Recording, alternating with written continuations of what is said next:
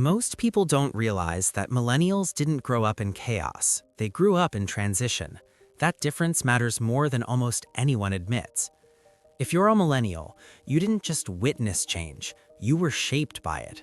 By the end of this story, you'll understand why your generation feels both incredibly capable and deeply tired, why adaptability feels like a strength and a burden, and why so many of your struggles were never personal failures to begin with. As a child, your world was mostly analog. You remember landline phones, waiting for your favorite TV show to air at a specific time, and playing outside until the streetlights came on. Life moved slower, mistakes faded, embarrassing moments didn't follow you forever. Then adulthood arrived, and almost overnight, the world changed. Work became digital, relationships moved online, identity became something you displayed instead of something you slowly discovered. You didn't ease into the internet, you were forced to migrate your entire existence into it. Profiles replaced introductions, metrics replaced meaning, visibility became currency. This is why millennials are so often misunderstood. You aren't indecisive or fragile, you are a bridge generation carrying the weight of two worlds at once. Psychologically, this created a rare but costly trait: high adaptability paired with chronic inner instability. You learned how to update yourself constantly, new skills, new identities, new expectations. You learned how to pivot, rebrand, and keep going. But adaptability has a shadow. When you're always adjusting, you rarely feel grounded. When you're always becoming, you rarely feel finished. There is a quiet exhaustion that comes from never knowing which version of you is enough. You remember a world before constant comparison, but you live inside one now. You remember privacy, but you're expected to perform. You remember stability, but you matured into uncertainty. You were not broken, you were standing between two eras and carrying the weight of both. You were not raised on fear, you were raised on hope. The message was simple and repeated often: work hard, do the right things, and life will take care of you. Go to school, get a degree, be responsible, be patient. Success was framed as a fair exchange. Effort in, stability out. You believed that promise and organized your life around it. Then the ground gave way. September 11th shattered the illusion of safety. The 2008 financial crisis arrived just as you were forming your professional identity. Jobs disappeared, careers stalled before they began. Student loan balances grew faster than paychecks. Housing slipped out of reach. The rules you were taught to follow stopped working, but no one officially told you they had changed. This is where the psychological wound formed. When a system fails but continues to insist it's fair, the damage turns inward. You don't think the system is broken, you think something must be wrong with you. This is economic gaslighting, being asked to doubt your reality while carrying consequences you didn't create. You worked harder for less security. You delayed milestones not because you were irresponsible, but because the math no longer added up. Still, the cultural narrative shifted the blame onto you. Lazy, entitled, unrealistic. So you internalized the contradiction. You did everything right and learned to feel ashamed anyway. That unresolved tension became background noise in your life, a low-level anxiety that never fully shuts off. This anxiety isn't loud. It doesn't always look like panic. For millennials, anxiety often feels like constant vigilance. You wake up bracing for the email, the bill, the sudden change that could unravel everything. When stability disappears, the nervous system adapts by staying alert, not because something is wrong with you, but because nothing ever feels fully safe. Job security became conditional. Healthcare became expensive. The future stopped feeling like a place you were moving towards. Your body learns to live in low-grade fight or flight. Cortisol never fully drops. Rest doesn't feel restorative, it feels risky. Tight shoulders, shallow breathing, sleep that never feels deep enough. From the outside, you function, you show up, you get things done. Inside, you're constantly calculating how much margin you have, how close you are to the edge. This isn't a mindset problem, it's what happens when survival becomes permanent. At the same time, millennials became the first generation to grow up into adulthood with an audience. You didn't just live your 20s, you documented them. timelines tracked your progress, likes and titles quietly became measures of worth. Comparison used to be limited: coworkers, neighbors, classmates. Now your reference group is infinite. Old classmates announcing promotions, strangers launching startups, curated lives unfolding in real time. You compare your private confusion to everyone else's public certainty. This is where imposter syndrome thrives. No matter what you achieve, it feels provisional, like you're one misstep away from being exposed. At the same time, fear of missing out becomes existential.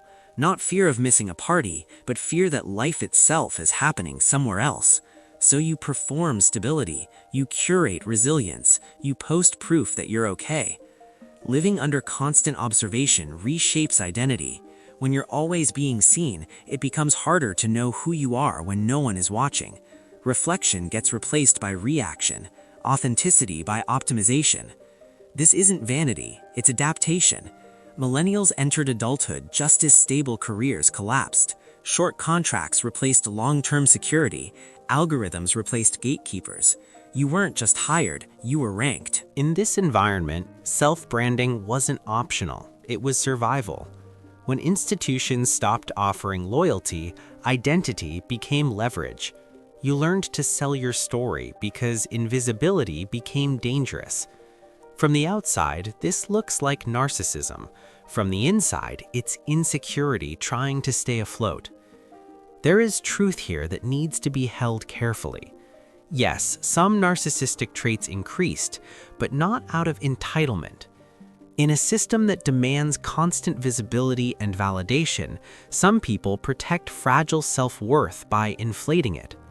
Much of this narcissism is anxious, not grandiose. It depends on external affirmation to survive. When identity becomes a brand, self-presentation slowly replaces self-connection. Over time, being seen matters more than being whole. This isn't a moral failure, it's the cost of living in an economy of attention. Millennials aren't exhausted because they're weak, they're exhausted because they never learned how to feel safe while resting. Hustle wasn't just encouraged, it was moralized.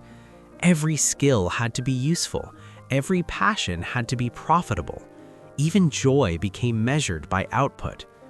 At the same time, the system offered very little security in return. You could work late, give everything, and still be let go with a polite email. In that environment, rest stopped feeling like recovery and started feeling like risk. Your nervous system adapted accordingly. Burnout for millennials isn't just physical fatigue, it's existential depletion. It looks like scrolling instead of resting because stillness feels uncomfortable, like losing interest in things you once loved. Even self-care became another task to optimize. Morning routines, wellness checklists, productivity disguised as healing. Rest became something to earn instead of something to receive.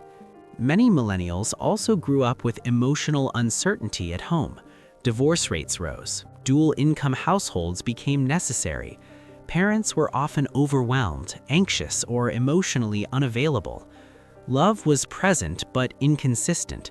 Approval felt conditional. Some learned to be perfect, others learned to be invisible. Different homes, same outcome. Uncertainty about emotional safety. This shaped attachment patterns. Many developed anxious attachment, always scanning for reassurance but never trusting it. Others became avoidant, valuing independence and minimizing needs. As adults, this shows up as overgiving, people-pleasing, or choosing emotionally distant partners. Not because pain feels good, but because the nervous system recognizes familiarity. Yet there is something quietly revolutionary about millennials. They were the first to ask, is this normal? The first to name trauma, the first to question inherited patterns instead of repeating them. They broke silence. They challenged the idea that suffering is strength. Therapy became normalized. Emotional language became accessible. Pain gained context instead of shame. Awareness, though, has its limits. Insight doesn't automatically heal the nervous system.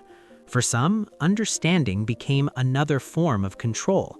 Analyzing instead of feeling, healing turned into another project to manage, another identity to perform. Still, this generation changed the conversation, and that matters more than perfection. Millennials are often seen as delaying commitment, marrying later, having children later. But this hesitation isn't indifference, it's reverence. They watched relationships that looked stable but felt empty. They learned that commitment without emotional safety can be costly, so they became careful. They don't just want partnership, they want alignment, intimacy without erasure, commitment without self-betrayal. That makes decisions feel high stakes. There is grief here too, for timelines that didn't unfold, for feeling behind while waiting to feel ready, for wanting love deeply while fearing the cost of choosing wrong. Millennials are not failing, they are carrying weight never meant to be carried alone. They were handed a broken map and told to navigate anyway. They absorbed economic collapse, cultural acceleration, emotional neglect, and digital overload at the same time. Exhaustion makes sense. But there is another truth beneath it. Millennials are not the lost generation, they are the cycle breakers. They questioned what was inherited and refused to accept pain as normal. The work they're doing is invisible. It doesn't come with applause or milestones, but it matters. Every boundary set, every pattern questioned, every honest conversation reduces the weight for those who come after. If this resonated with you, you're not alone. Share what part of the millennial experience felt most familiar. And if you want to explore these patterns more deeply, stay connected. These quiet truths deserve to be understood.